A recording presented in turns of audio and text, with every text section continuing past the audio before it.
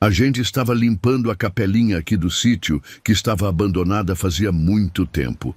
Era uma capelinha pequena, antiga, que o primeiro dono do sítio tinha construído para a família rezar. Mas com o tempo foi sendo esquecida, ficou cheia de mato, com goteira, meio largada às traças. Resolvemos arrumar ela de novo, limpar, consertar o telhado, pintar as paredes. Era uma forma de manter a tradição, de ter um lugar para a família se reunir e rezar. Mas mexendo no chão da capela, cavando para consertar o piso, achamos uma coisa muito estranha enterrada ali. Era um rosário. Mas não era rosário comum, de conta normal. As contas eram feitas de dente humano. Dente de gente mesmo, cada conta era um dente diferente. E no meio do rosário, no lugar onde fica o crucifixo, tinha um tufo de cabelo humano amarrado com linha preta. Cabelo de mulher, bem longo, meio grisalho. A gente ficou assustado com aquilo. Quem enterra rosário feito de dente e cabelo numa capela? E por quê? Não fazia sentido nenhum. Mas desde que desenterramos aquela coisa, começou a acontecer algo muito estranho na capela. Todo dia, exatamente à meia-noite, começava uma reza. Uma voz de mulher rezando em voz alta, como se estivesse na missa. Mas não era reza normal. Era sempre o mesmo trecho, repetido sem parar, como se fosse uma ladainha quebrada. A voz não parava, ficava rezando a noite toda, até amanhecer. No começo, a gente pensou que fosse alguém da vizinhança fazendo gracinha. Mas a voz vinha de dentro da capela mesmo, e não tinha como ninguém entrar lá sem a gente ver. A capela ficava trancada, e só a gente tinha a chave. E mesmo assim, toda meia-noite, lá estava a voz rezando. A reza era sempre a mesma parte do terço, repetida sem parar. Era angustiante ouvir, porque parecia que a pessoa estava desesperada, como se estivesse pedindo ajuda, mas não conseguisse parar de rezar. A voz era rouca, cansada, mas não parava nunca. Minha tia, que entende dessas coisas religiosas, falou que aquilo não era coisa normal. Disse que podia ser alma penada, alguém que tinha morrido com alguma pendência religiosa.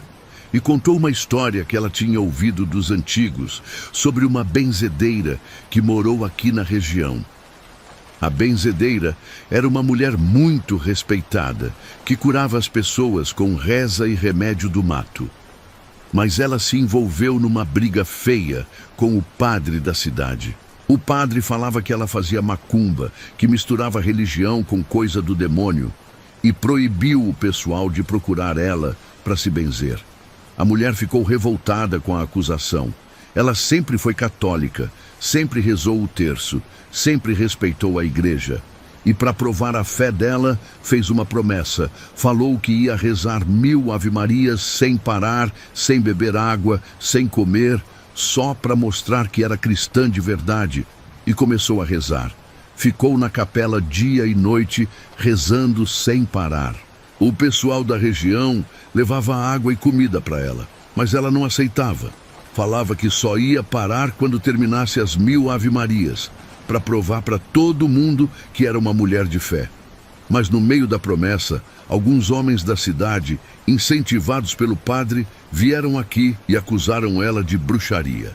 Disseram que ela estava amaldiçoando o lugar com as rezas dela, e numa noite tocaram fogo na capela com ela dentro. A mulher morreu queimada, ainda rezando. E desde então, dizem que o espírito dela ficou preso na capela, tentando terminar a promessa que não conseguiu cumprir em vida. Por isso a reza sempre repete, porque ela não consegue passar do mesmo trecho. Depois que soubemos dessa história, tentamos ajudar a alma da benzedeira. Minha tia falou que a gente devia rezar junto com ela, com sinceridade, para ajudar ela a terminar a promessa. E funcionou. Quando a gente rezava de verdade, com fé, a voz ficava mais calma, mais tranquila. Mas teve um primo meu que não acreditava na história. Ele falou que era tudo superstição, que ia provar que não tinha nada demais na capela. Levou um gravador numa noite e tentou gravar a voz para mostrar que era mentira nossa. Acharam ele no dia seguinte de manhã, morto dentro da capela. Estava com o rosário de dente enrolado no pescoço, como se tivesse sido enforcado com ele. E o gravador estava quebrado, todo queimado, como se tivesse pego fogo por dentro. Desde então, a gente respeita a benzedeira. Toda noite, quando começa a reza, a gente reza junto. É nossa forma de ajudar ela a encontrar paz. E quando a gente faz isso com sinceridade, a reza fica mais baixa, mais tranquila. É como se ela ficasse aliviada por não estar rezando sozinha.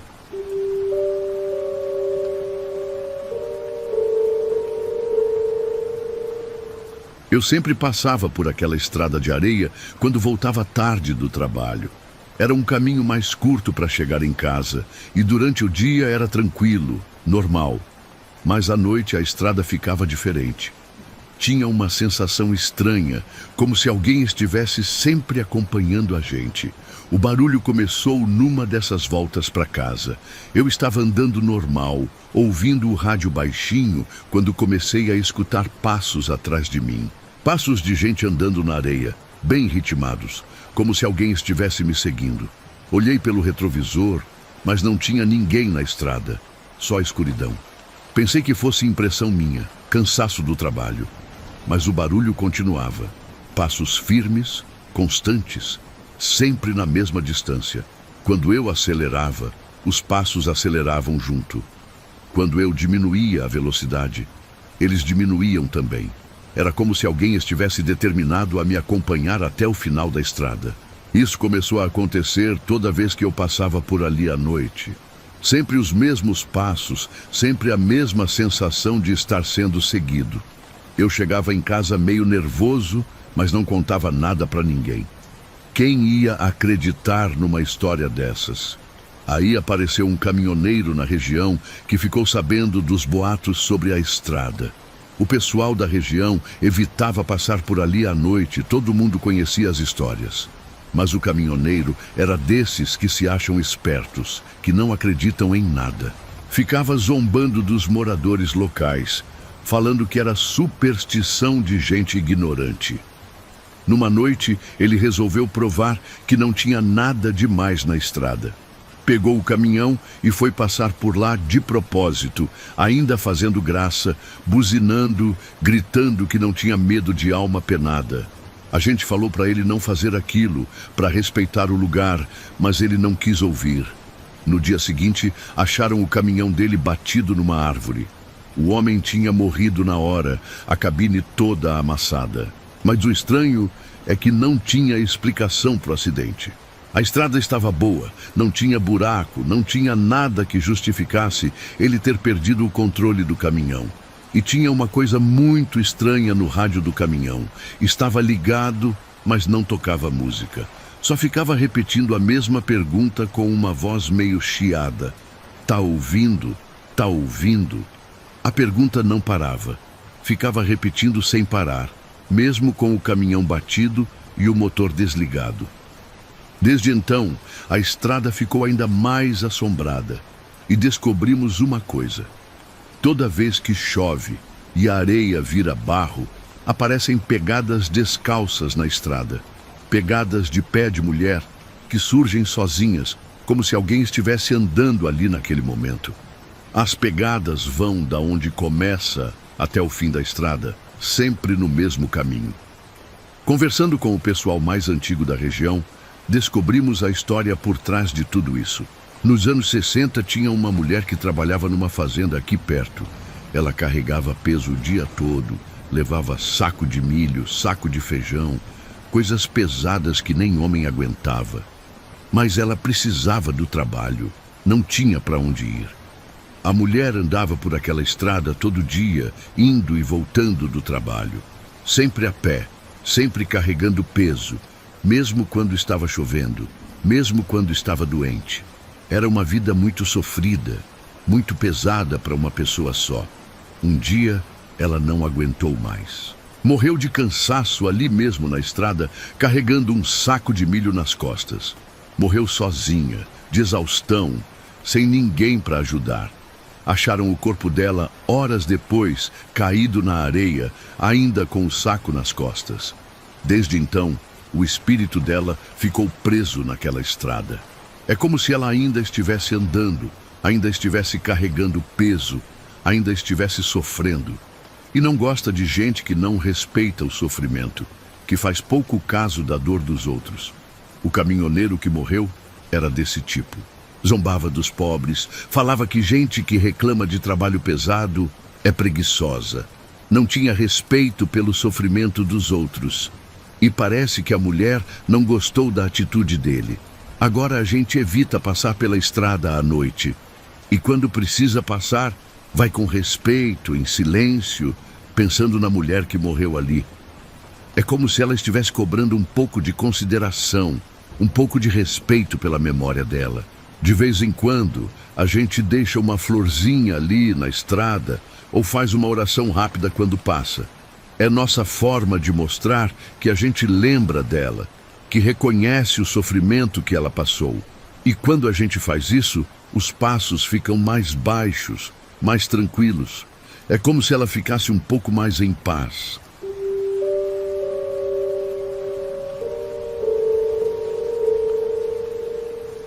A gente estava arrumando a casa de trás, aqui do sítio, aquela que fica mais afastada da casa principal. Era uma casa velha que estava abandonada fazia tempo, cheia de coisa antiga, móvel quebrado, papel velho. Resolvemos limpar tudo para ver se dava para usar como depósito, ou quem sabe reformar para fazer uma casa para visita. Foi mexendo nos móveis antigos que achamos aquele espelho. Estava atrás de um armário grande, todo empoeirado, meio esquecido. Era um espelho bonito, com moldura trabalhada, daqueles antigos que devem valer dinheiro. Estava sujo, cheio de poeira e teia de aranha, mas dava para ver que era coisa boa. A gente limpou o espelho e colocou ele na parede da sala, para ver como ficava. Ficou bonito, deu uma cara diferente para o ambiente, mas logo começamos a reparar que tinha coisa estranha nele. Quando a gente olhava no espelho, às vezes apareciam coisas que não estavam na sala. No começo, pensamos que era impressão nossa, reflexo de coisa de fora, algum defeito no vidro. Mas aí começamos a ver mais claro. Apareciam mãos atrás dos nossos ombros, como se alguém estivesse em pé atrás da gente. Mãos brancas, finas, que se mexiam devagar. E rostos também. Rostos que apareciam e sumiam, sempre meio fora de foco, mas claramente rostos de gente. Minha prima, que estava ajudando a limpar a casa, ficou fascinada com o espelho. Ela falava que via uma mulher bonita refletida ali, uma mulher de vestido branco que sorria para ela. E começou a conversar com o espelho, como se estivesse conversando com essa mulher. Ela ficava horas na frente do espelho, falando baixinho, rindo sozinha, como se estivesse tendo uma conversa muito interessante. Quando a gente perguntava com quem ela estava falando, ela falava que era com a mulher branca, que estava contando segredos para ela, coisas importantes que só ela podia saber. A família dela começou a ficar preocupada. Ela não queria mais fazer outras coisas, só queria ficar na frente do espelho. Não comia direito, não dormia direito, só pensava na conversa com a tal mulher branca. E começou a falar coisas estranhas, segredos da família, coisas que ela não tinha como saber. Aí numa manhã a gente achou ela na frente do espelho com uma tesoura na mão. Ela tinha cortado todo o cabelo bem curtinho, de qualquer jeito.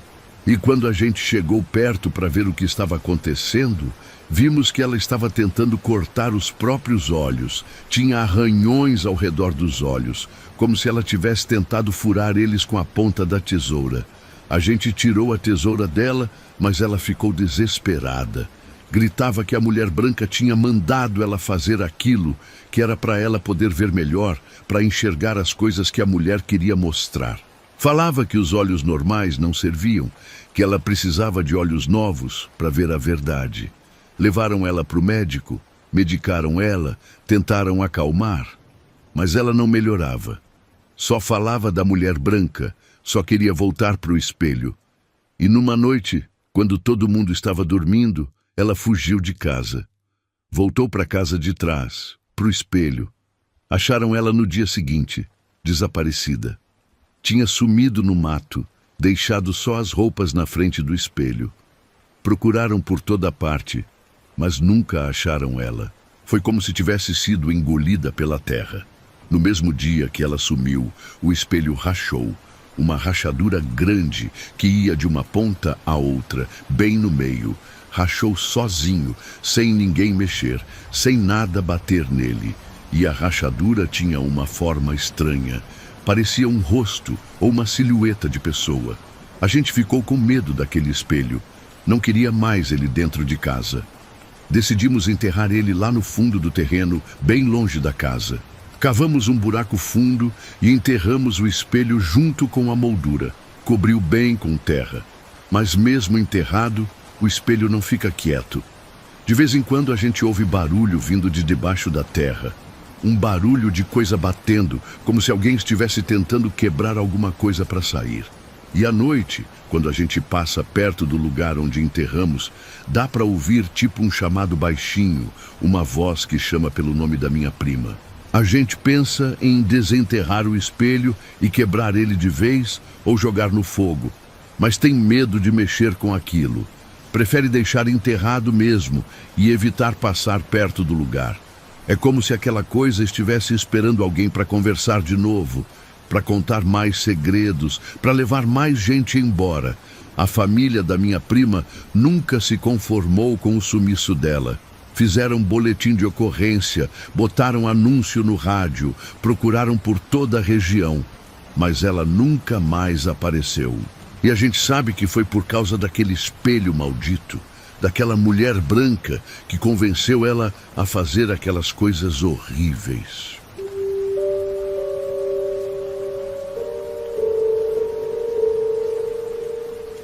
Tinha uma coisa estranha acontecendo no bananal aqui de casa. Eu escutava riso de criança vindo de lá, mas não fazia sentido nenhum. Não tinha criança pequena aqui no sítio, e os vizinhos mais próximos moram longe demais para a gente ouvir barulho de lá.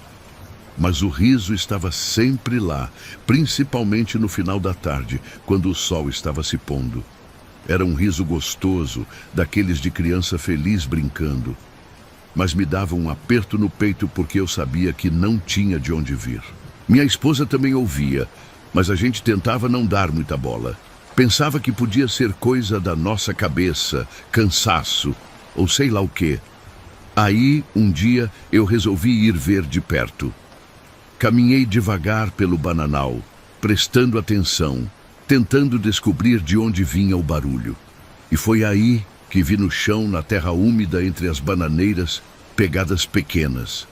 Pegadas de pé de criança, bem pequenininhas, como se fosse de bebê que estava aprendendo a andar.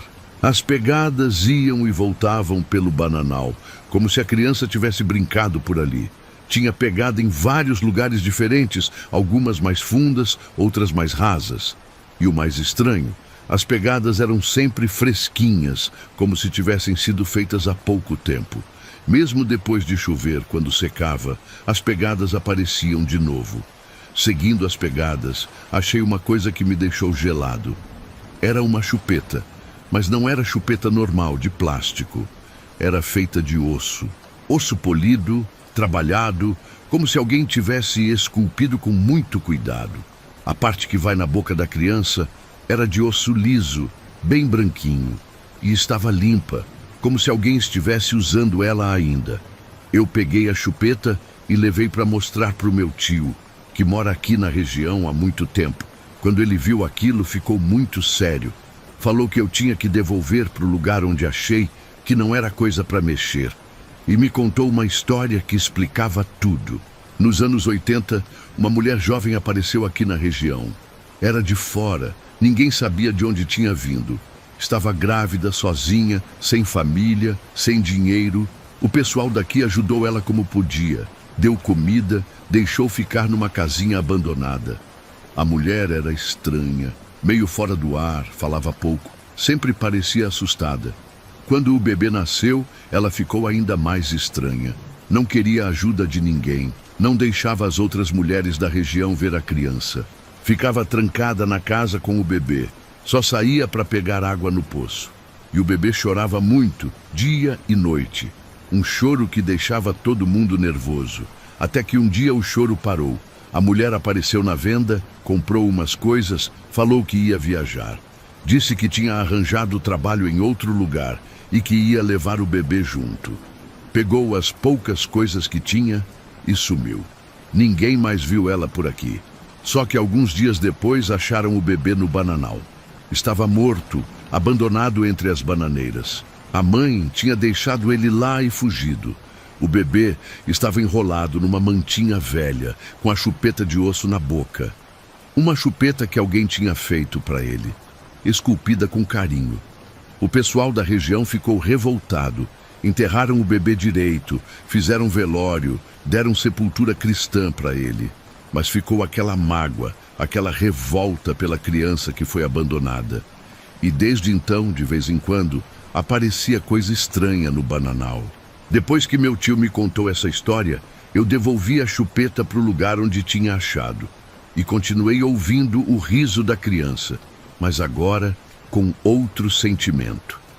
Não era mais medo, era mais tipo pena, tristeza pela criança que nunca teve chance de crescer, de brincar de verdade. Até que aconteceu uma coisa com meu tio. Ele estava meio deprimido naquela época, bebendo mais do que devia, falando que a vida não valia nada. Uma noite ele estava muito bêbado e resolveu entrar no bananal. Falou que ia conversar com o bebê, que ia pedir desculpa pelo que a mãe tinha feito. Acharam ele no dia seguinte de manhã. Estava de joelhos no meio do bananal, parado como estátua, com os olhos abertos, mas sem ver nada. A boca dele estava cheia de terra, como se ele tivesse comido terra a noite toda. E as unhas estavam todas arrancadas, como se ele tivesse cavado o chão com as mãos. Levaram ele para o hospital, mas os médicos não conseguiram ajudar. Ele ficou naquele estado por semanas. Não falava, não reagia, só ficava olhando para o nada. Quando melhorou, não lembrava de nada do que tinha acontecido. Só falava que tinha tido um sonho com uma criança chorando, pedindo colo. Desde então, as risadas pararam. O bananal ficou quieto, normal. Mas a gente sabe que não é bom entrar lá à noite. Quem entra volta diferente, meio fora do ar, ou às vezes não volta. O lugar virou tipo sagrado pra gente. Ninguém mexe, ninguém tira banana de lá. Deixamos quieto, em respeito à criança que morreu ali.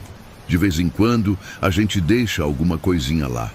Uma florzinha, um brinquedinho pequeno, alguma coisa que criança gosta. É nossa forma de mostrar que a gente não esqueceu, que a gente se importa. E parece que funciona. O lugar fica em paz e a gente...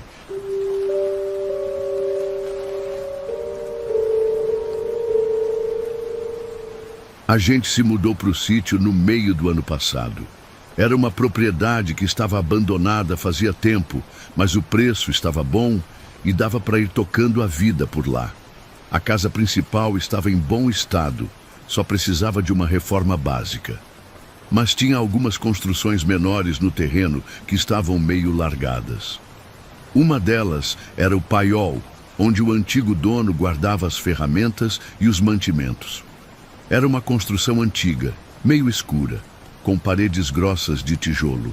Desde a primeira noite que a gente dormiu lá, começou aquele barulho estranho. Era como se tivesse gente conversando baixinho dentro do paiol. Um sussurro contínuo, que parecia a conversa de várias pessoas ao mesmo tempo. Não dava para entender o que estavam falando, mas era nitidamente voz humana. Minha esposa falou que devia ser vento passando pelas frestas da parede ou rato correndo lá dentro. Mas eu sabia que não era isso. O barulho era muito específico, muito parecido com gente conversando mesmo. Durante o dia, o paiol ficava quieto. A gente entrava lá para pegar ferramenta, guardar alguma coisa e estava tudo normal. Silêncio completo. Mas quando chegava à noite, sempre depois das 9 horas, começava aquele sussurro e ia até amanhecer. Era um barulho constante que não parava, que deixava a gente meio nervoso para dormir. Depois de umas 2 semanas morando lá, eu resolvi investigar melhor. Uma noite, quando começou o sussurro, peguei a lanterna e fui até o paiol. Abri a porta devagarzinho e entrei. O sussurro ficou mais alto, mas ainda não dava para entender nada. Era como se as vozes estivessem vindo das paredes mesmo. Fiquei lá dentro uns 10 minutos prestando atenção, mas não consegui descobrir de onde vinha o som. Foi numa dessas investigações noturnas que eu vi uma coisa muito estranha.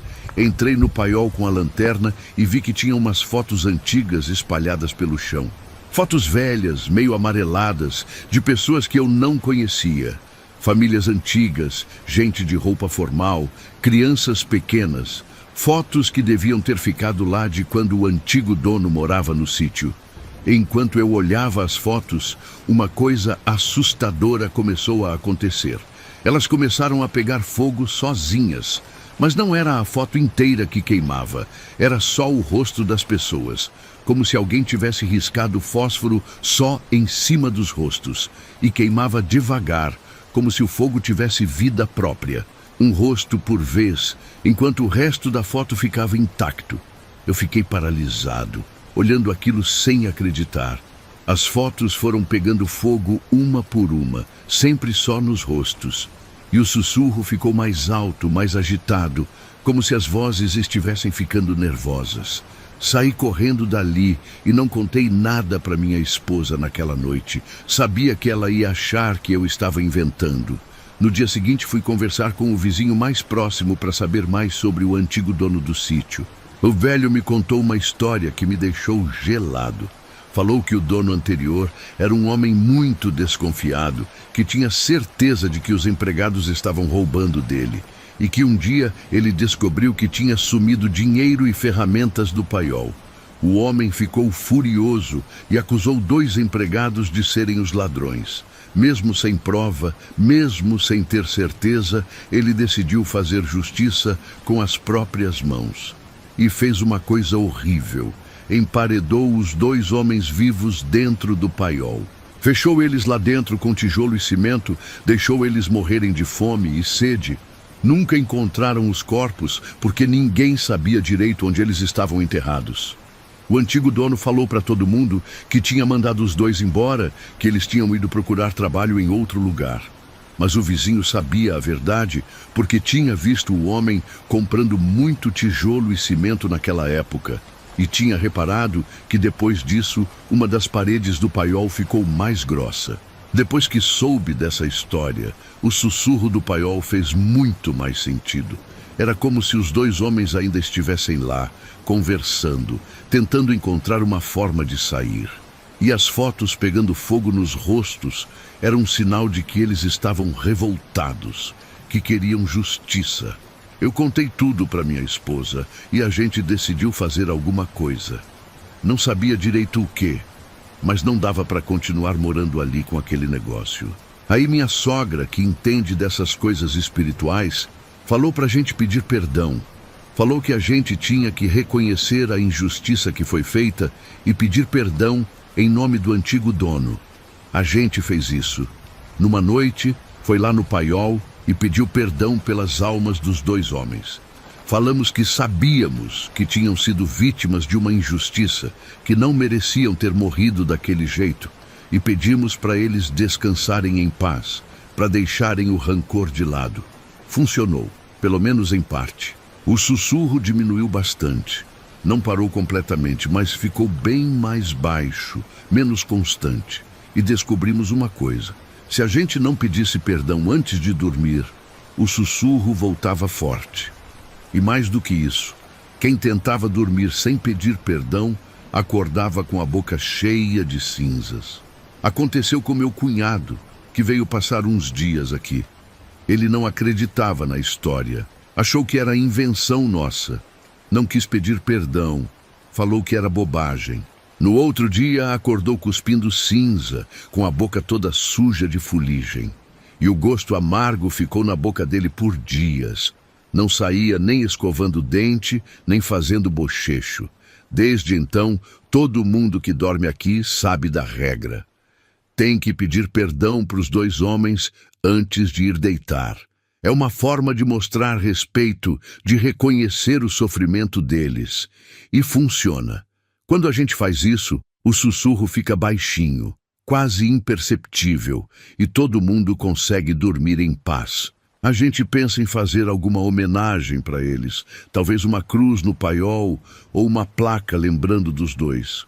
Alguma coisa que mostre que a injustiça não foi esquecida, que alguém se importa com o que aconteceu. Porque, no fundo, eles só querem isso.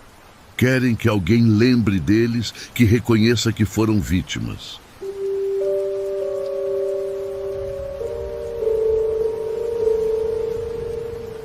Na nossa região, todo mundo conhecia aquele homem. Era casado com uma mulher que já tinha um filho de outro relacionamento, um menino pequeno, coisa de 6 anos. E todo mundo sabia que ele batia na criança. Batia por qualquer coisa. Se o menino fazia barulho, se derrubava alguma coisa, se chorava. A mãe do menino não aguentou aquela situação e foi na delegacia fazer denúncia contra ele. Depois da denúncia, o homem ficou diferente. Meio nervoso, assustado, como se estivesse esperando alguma coisa ruim acontecer. Parou de se olhar no espelho, evitava passar perto de vidro, de qualquer coisa que mostrasse o reflexo dele. E começou a recusar carne de porco, coisa que ele sempre tinha gostado muito. Falava que dava nojo, que não conseguia mais engolir. Foi aí que começou a acontecer coisa estranha na criação dele.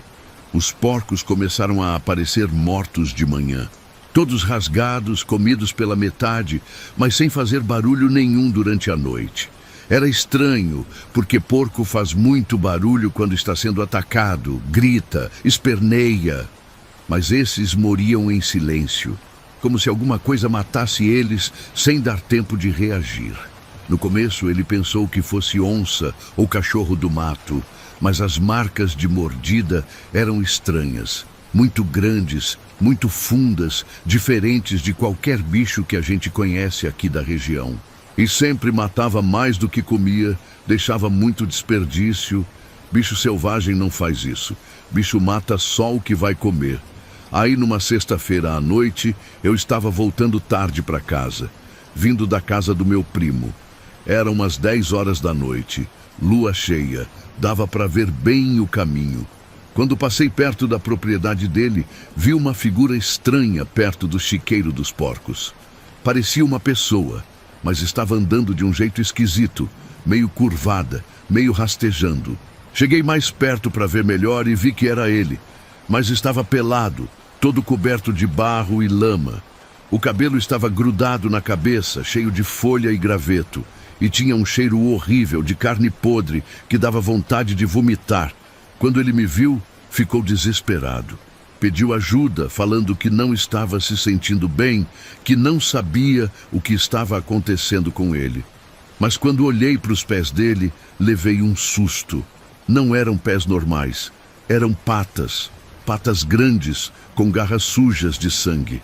E as pernas dele estavam todas cabeludas, com pelo grosso e escuro. Era como se ele estivesse virando bicho, mas ainda fosse gente por cima. Saí correndo dali sem olhar para trás. Corri até chegar em casa, tranquei a porta e não contei nada para ninguém. Quem ia acreditar numa história dessas? Iam pensar que eu estava louco ou que tinha bebido demais. No dia seguinte, bem cedinho, os vizinhos acharam o corpo dele. Estava pendurado num galho de árvore, bem alto, numa posição estranha. Mas o que chamava a atenção eram as marcas no corpo. Estava todo mordido, rasgado, como se um bicho grande tivesse atacado ele. As marcas de mordida eram do mesmo tamanho das que apareciam nos porcos mortos. O estranho é que ele estava pendurado muito alto, num galho que pessoa normal não consegue alcançar. E não tinha como ele ter subido lá sozinho, porque não tinha escada, não tinha nada por perto que desse para usar para subir. Era como se alguma coisa tivesse colocado ele lá em cima. A polícia veio, fez toda a investigação, tirou foto, mediu tudo. Mas não conseguiu explicar direito como ele tinha chegado lá naquele galho. E as marcas de mordida também não batiam com nenhum animal conhecido da região. Era grande demais para ser cachorro, diferente demais para ser onça. Desde então, mudou uma coisa aqui na região. Ninguém mais bate em criança. Não que a gente batesse muito antes, mas agora todo mundo tem cuidado extra. É como se tivesse uma proteção especial para os pequenos, uma coisa que vigia e não deixa ninguém fazer mal para eles. Quando alguém fica muito bravo com criança, sempre aparece algum vizinho para acalmar, para conversar, para evitar que a coisa fique feia. E todo mundo prefere assim. Todo mundo sabe que criança tem que ser protegida, que não pode bater, que tem que ter paciência. O pessoal fala baixo sobre o que aconteceu com aquele homem. Ninguém gosta de comentar muito, mas todo mundo sabe que foi castigo. Castigo por bater em criança indefesa, e que essa proteção ainda está por aí, cuidando dos pequenos da região.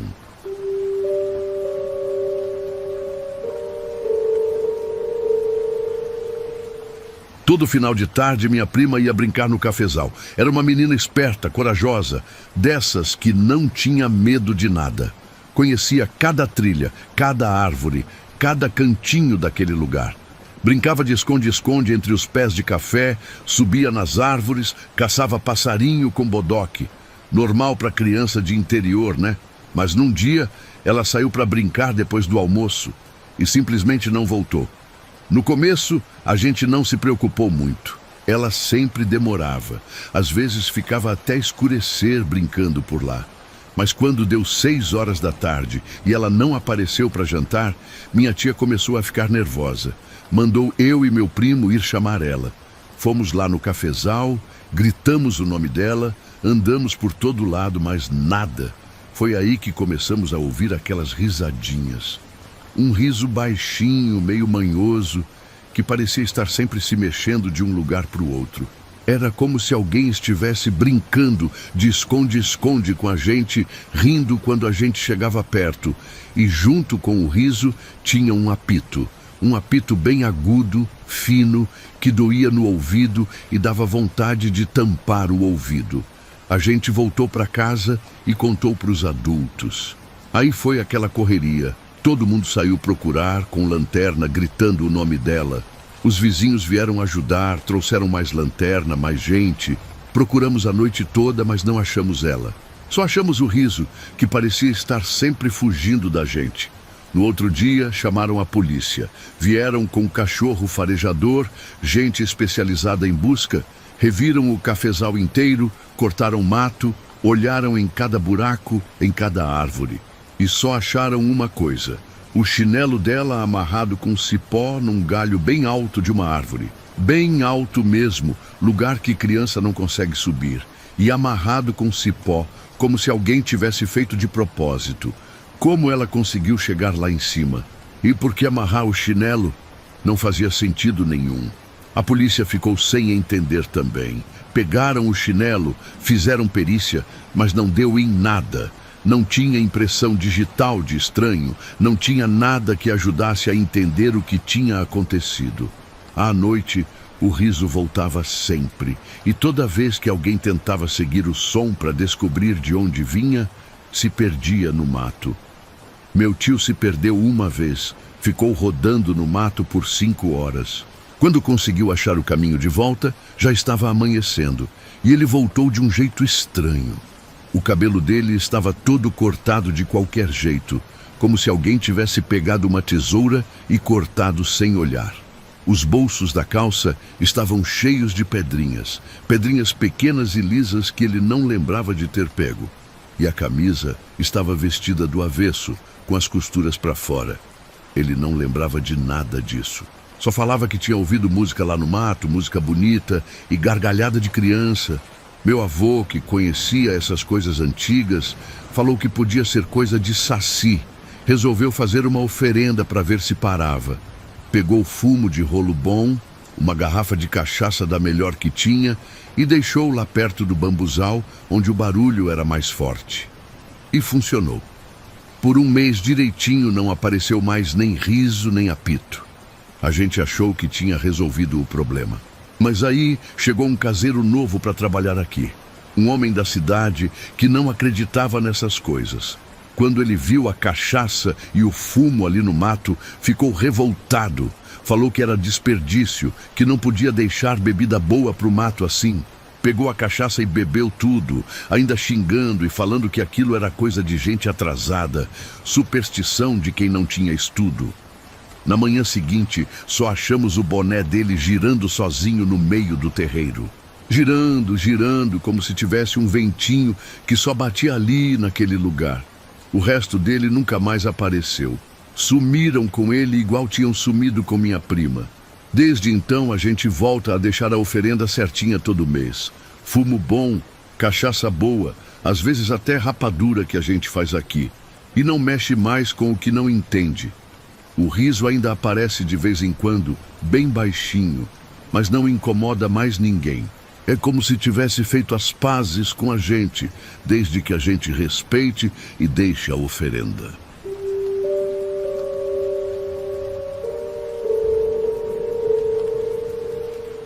Era parente distante nosso, mas todo mundo conhecia ele na região. O tipo de pessoa que ninguém gostava, sabe? Dessas que só traz problema por onde passa. Ele tinha um jeito ruim de ser, sempre querendo levar vantagem em tudo. Enganava os outros em negócio, invadia terra que não era dele, fazia documento falso para roubar propriedade dos vizinhos. Mas o pior de tudo era o jeito que ele tratava a própria mãe. A velhinha já estava doente, com problema na cabeça, esquecia as coisas, às vezes não reconhecia nem os filhos. E ele batia nela. Batia quando ela derramava comida, quando esquecia de fazer alguma coisa, quando falava alto demais. Batia numa senhora doente que nem sabia direito onde estava. Todo mundo sabia, mas ninguém fazia nada porque ele era violento. Ameaçava quem tentasse se meter. Quando ele morreu, ninguém ficou triste. Foi morte natural, problema do coração. Mas todo mundo pensou que era bem feito. No dia do enterro, ainda por cima, choveu muito. Daquelas chuvas de fim de mundo, que alaga tudo. O cemitério ficou cheio de água, as covas viraram tipo piscina. E o caixão dele simplesmente não afundava. Ficava boiando na água como se fosse feito de isopor. O coveiro falou que nunca tinha visto aquilo. Já tinha enterrado muita gente, em dia de chuva e de sol, mas nunca tinha visto caixão que não queria afundar. Tiveram que esperar a água baixar, drenar a cova, para conseguir enterrar ele. Mas mesmo assim ficou aquela sensação de que nem a terra queria ele. Uns dias depois do enterro, começou a aparecer uma coisa na sombra da mangueira grande que tem aqui no terreiro. No começo a gente pensava que era impressão, que era só o jeito que a sombra batia, mas aí todo mundo começou a reparar que tinha uma figura ali, uma coisa bem magra, toda esticada, com a pele grudada nos ossos. Parecia gente, mas não era gente direito. Era tipo uma pessoa que tinha secado, que tinha perdido toda a água do corpo. Os olhos eram o pior. Eram fundos, muito fundos, como se tivessem afundado para dentro da cabeça, mas brilhavam no escuro. Um brilho meio amarelado que dava medo de olhar. A coisa ficava ali parada, só olhando, sem se mexer. Mas dava para sentir que estava viva, que estava prestando atenção em tudo o que acontecia. Os bichos não chegavam nem perto da mangueira. Os cachorros passavam longe, latindo de medo. Os gatos nem pisavam naquela área. As galinhas não iam ciscar por ali. E tinha um cheiro ruim que vinha daquela direção. Cheiro de coisa morta, de carne podre, que ficava mais forte quando ventava. Aí teve um peão nosso que estava meio bêbado numa noite de sábado. Ele tinha bebido na venda e voltou tarde para casa. No caminho, resolveu parar para fazer necessidade e escolheu justamente perto da mangueira. A gente sempre falava para não mexer com aquilo, para deixar quieto, mas ele estava bêbado e não ligou. No outro dia de manhã, achamos ele morto ali mesmo, caído embaixo da árvore. Mas não tinha marca de violência nele, nenhum ferimento, nada que explicasse a morte. O corpo dele estava estranho, parecia que tinha secado por dentro. A pele estava toda murcha, grudada nos ossos, e quando a gente mexia nele, os ossos faziam barulho. Um barulho oco, como se fossem ocos por dentro. O médico veio, examinou o corpo, mas não soube explicar o que tinha acontecido. Falou que nunca tinha visto coisa igual. O coração estava parado, mas não tinha problema no coração. Os outros órgãos também estavam normais, pelo menos por fora. Mas o corpo todo parecia que tinha perdido alguma coisa por dentro. Desde então, ninguém mais planta nada perto da mangueira. As plantas que já estavam lá secaram todas, viraram pó. A gente tentou regar, colocar adubo, mas nada cresce ali. A terra fica sempre seca, mesmo quando chove. É como se aquele lugar fosse amaldiçoado. De vez em quando, principalmente quando tem alguém na região maltratando mãe, aquela coisa aparece de novo na sombra. E sempre acontece alguma desgraça com quem faz maldade para a mãe. O pessoal aqui sabe disso. Virou tipo uma proteção para os velhinhos da região. Ninguém mexe com mãe idosa aqui, porque sabem o que pode acontecer. A mangueira virou um aviso para todo mundo. Todo mundo sabe que quem faz mal para a mãe não dura muito tempo. A terra não aceita gente assim. E aquela coisa ainda está por aí, esperando, protegendo as mães da região.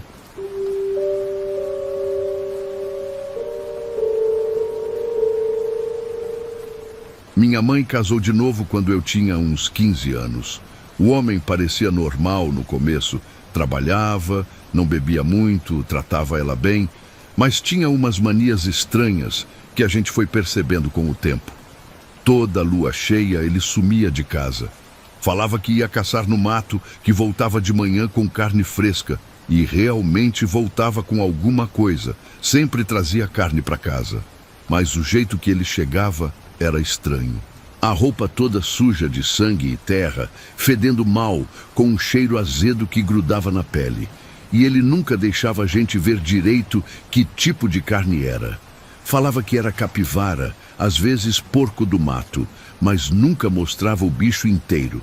Outra coisa estranha era o comportamento dos cachorros na região.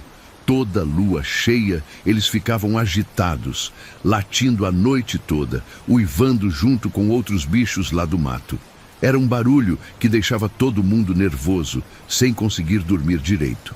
E na manhã seguinte sempre aparecia algum bicho morto nos pastos vizinhos. Galinha, porco, às vezes até bezerro. Tudo rasgado, comido pela metade. Eu comecei a ficar desconfiado, porque caçador normal não volta daquele jeito, todo sujo de sangue, fedendo igual bicho morto. E outra, ele nunca deixava ninguém ir junto. Sempre ia sozinho, nunca contava direito onde tinha ido, que caminho tinha pego. Falava pouco sobre a caçada, mudava de assunto quando a gente perguntava. Aí, numa dessas noites de lua cheia, eu resolvi seguir ele.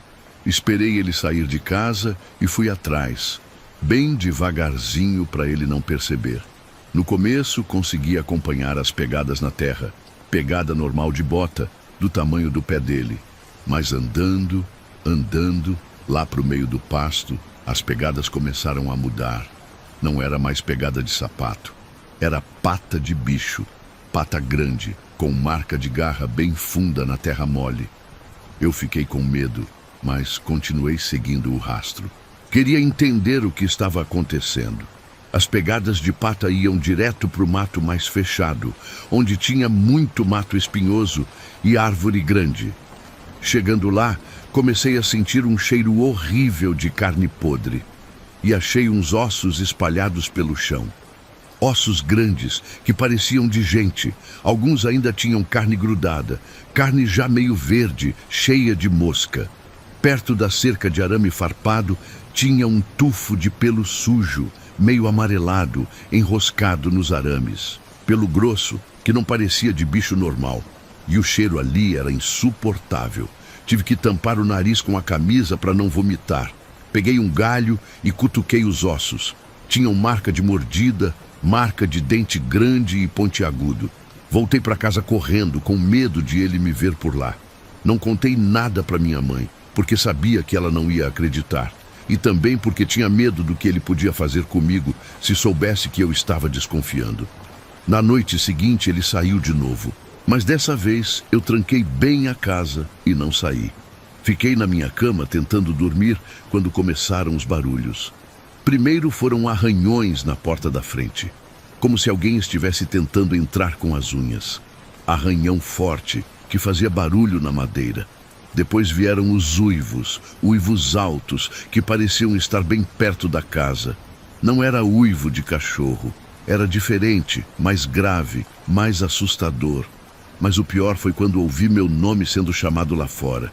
Era uma voz rouca, meio engasgada, que não parecia direito com a voz dele. Chamava meu nome bem baixinho, como se estivesse tentando me convencer a sair de casa.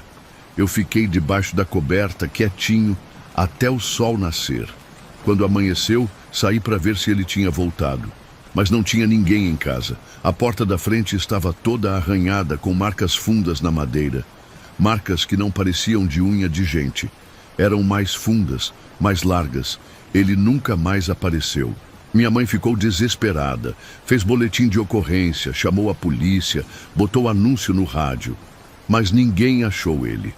Sumiu do mapa, como se nunca tivesse existido. Só que desde então, toda lua cheia, a gente ainda ouve uivo rondando os currais da região.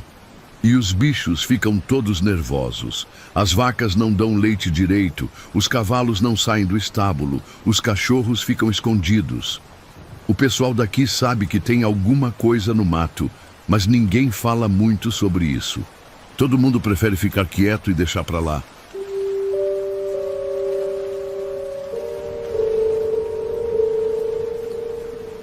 Eu estava dando comida para os porcos quando vi aquilo acontecer. Era uma tarde de muito calor, daquelas que nem passarinho canta. O ar estava parado, pesado, e todo mundo aqui do sítio estava meio devagar por causa do tempo. Meu avô sempre falava pra gente que redemoinho não é brincadeira. Ele dizia que quando aparece um, a gente tem que ficar quieto, respeitar, deixar passar. Nunca zombar, nunca cuspir, nunca fazer pouco caso. Mas esse caseiro novo que tinha chegado aqui era diferente. Veio da cidade, se achava muito esperto, ficava rindo das histórias que a gente contava.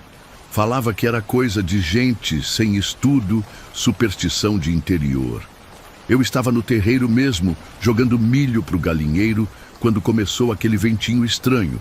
Sabe quando o vento muda de direção de repente? Foi assim. As folhas das árvores começaram a mexer diferentes e eu senti um arrepio na nuca.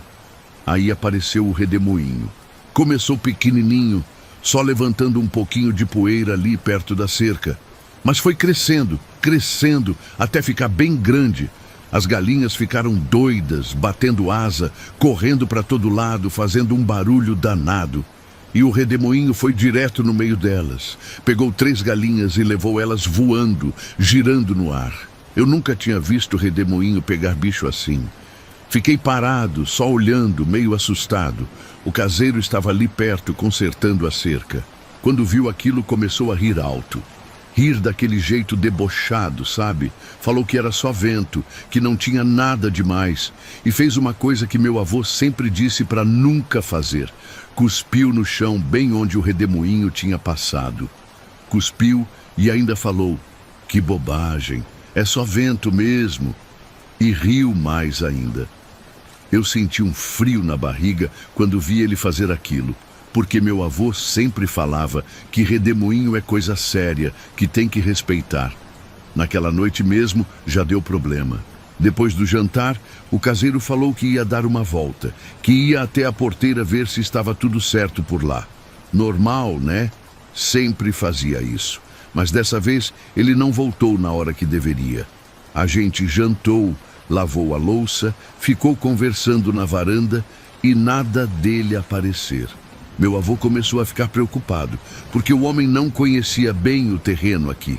Tinha muito buraco, muito mato fechado, e à noite fica tudo escuro. Quando deu meia-noite e ele não tinha aparecido, meu avô pegou a lanterna e falou para a gente ir procurar. Eu fui junto com ele e com meu primo. Saímos gritando o nome do homem, batendo nas árvores com pau, fazendo barulho para ele ouvir se estivesse perdido. Andamos, até que chegamos lá no meio do mato, perto das bananeiras. E foi lá que achamos ele. Estava caído no chão, meio desacordado, falando coisas sem sentido. A perna dele estava numa posição horrível, toda torcida, como se alguém tivesse dobrado ela ao contrário. E tinha uma coisa muito estranha. Os olhos dele estavam tampados com fumo de cigarro. Fumo solto, grudado na pele, como se alguém tivesse espalhado ali de propósito. Eu nunca tinha visto coisa igual. O homem estava vivo, mas não conseguia falar direito. Só murmurava umas palavras que a gente não entendia. A gente trouxe ele para casa, limpou o fumo dos olhos, deu água para ele beber. Ele ficou meio fora do ar por uns dias, falando que tinha ouvido risada no mato, que alguém tinha brincado com ele. Mas não lembrava direito do que tinha acontecido. A perna dele ficou torta para sempre, nunca voltou ao normal. No dia seguinte, as crianças do sítio vizinho vieram aqui contar uma coisa estranha. Elas falaram que na noite anterior tinham visto uma figura pequenininha pulando de galho em galho nas bananeiras. Disseram que era um menino bem pequenininho, pulando numa perna só, com uma carapuça vermelha na cabeça. E que ele estava rindo, um riso baixinho que dava arrepio. As crianças ficaram com medo e correram para casa. Desde aquele dia, sempre que passa redemoinho aqui perto, a gente ouve um sussurro baixinho. Uma vozinha que parece de criança perguntando se a gente quer brincar. E o caseiro nunca mais foi o mesmo. Ficou com medo de vento, não saía de casa quando o tempo estava mudando. E sempre que aparecia redemoinho, ele se trancava dentro de casa e só saía quando tinha certeza de que tinha passado. Meu avô falou que foi castigo, que o Saci não gosta de gente que desrespeita, que faz pouco caso das coisas da natureza, e que o homem teve sorte de só ter ficado com a perna torta. Podia ter sido pior, muito pior.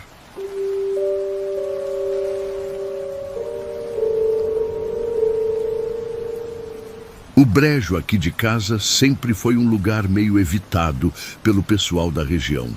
Não que fosse perigoso no sentido normal da palavra, sabe? Não tinha cobra venenosa demais, não tinha buraco fundo, nada assim.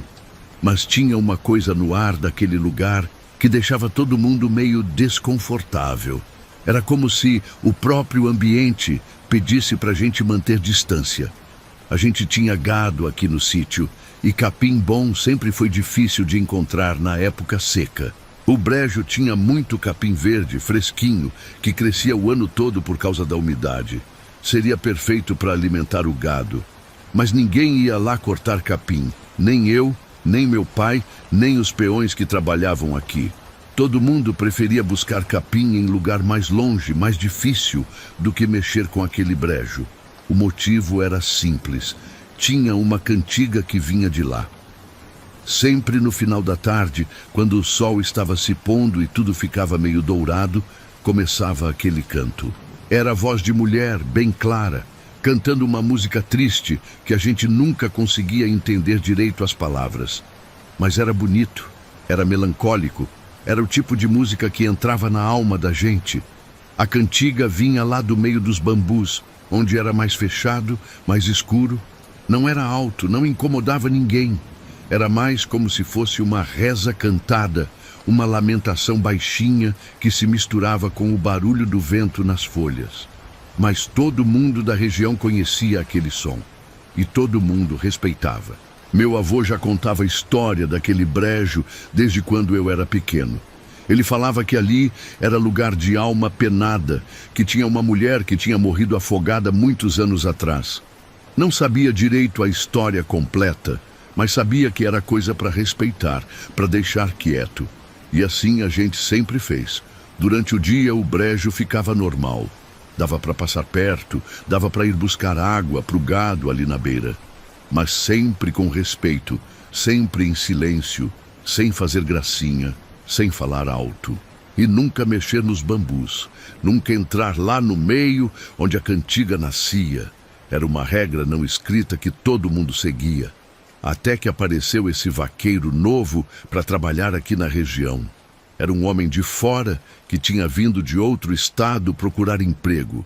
Parecia gente boa, trabalhador, conhecia de gado, mas tinha um defeito: não respeitava as tradições locais. Achava que tudo era superstição, que o pessoal daqui era atrasado por acreditar nessas coisas. Quando ele soube da história do brejo, começou a fazer graça.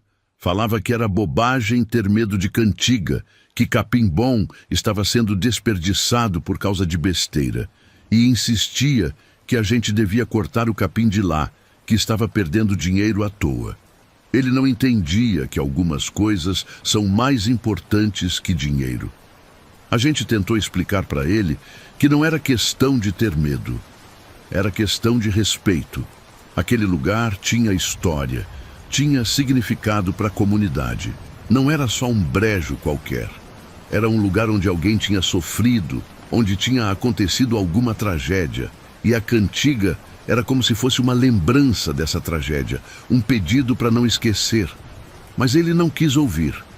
Ria da gente, falava que era coisa de gente sem estudo. Dizia que ia provar que não tinha nada demais no brejo, que ia entrar lá, cortar capim e mostrar que era tudo invenção da nossa cabeça. A gente pediu para ele não fazer aquilo, falou que podia dar problema, mas ele não deu ouvidos. Numa tarde de sexta-feira, ele selou o cavalo e foi direto para o brejo. Ainda rindo, fazendo graça, falando alto para todo mundo ouvir. Entrou cantando também, como se estivesse zombando da cantiga da mulher. Gritava que não tinha medo de alma penada, que ia mostrar como se corta capim de verdade. A gente ficou olhando de longe, preocupado. Não porque achava que ia acontecer alguma coisa sobrenatural, mas porque mexer com um lugar sagrado nunca dá certo. Sempre traz consequência, sempre cobra um preço. E o jeito debochado dele estava desrespeitando algo muito maior que ele. Ele entrou no meio dos bambus com o cavalo, levando foice e saco para guardar o capim. A gente ouvia ele cantando lá dentro, fazendo barulho, cortando os bambus com violência desnecessária. Era como se ele estivesse tentando desafiar alguma coisa, provocar uma reação. Quando o sol se pôs e começou a escurecer, a cantiga da mulher começou como sempre, mas dessa vez estava diferente. Estava mais alta, mais triste, como se estivesse respondendo à provocação dele. E a gente não ouvia mais a voz dele vinda de dentro do brejo. Só a cantiga feminina, cada vez mais forte. Ficamos esperando ele sair, mas não saiu. A noite passou, amanheceu, e nada dele aparecer. O cavalo também não apareceu. Era como se os dois tivessem sumido no ar. A gente ficou preocupado e resolveu organizar uma busca, mas com respeito, com cuidado, sem entrar onde não devia. Andamos em volta do brejo, chamando o nome dele, olhando se tinha algum sinal. E foi na beira da água que achamos a sela do cavalo. Mas não estava jogada lá de qualquer jeito. Estava amarrada numa árvore com tranças. Tranças feitas de raiz de bambu e cabelo humano. Trançadas com muito cuidado, muito capricho. As tranças eram bonitas, mas assustadoras. O cabelo era de mulher, bem longo, meio escuro, misturado com raiz fina de bambu. E estava tudo trançado junto, formando uma corda forte que segurava a sela na árvore.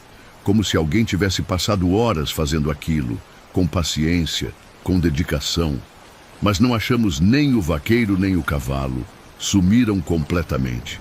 A polícia veio, fez busca com o cachorro, dranou parte do brejo, mas não achou nada. Foi como se eles tivessem sido engolidos pela terra, ou pela água, ou sei lá pelo quê. Desde então a gente mudou o jeito de tratar o brejo. Não basta mais só respeitar e manter distância. A gente começou a deixar oferenda. Toda semana, alguém da família vai lá e deixa flores brancas na beira da água. Flores bonitas, sempre frescas, como forma de mostrar que a gente se importa. E descobrimos uma coisa importante. Se a gente esquecer de deixar as flores, a cantiga muda. Em vez de ser aquela música triste e bonita, vira choro.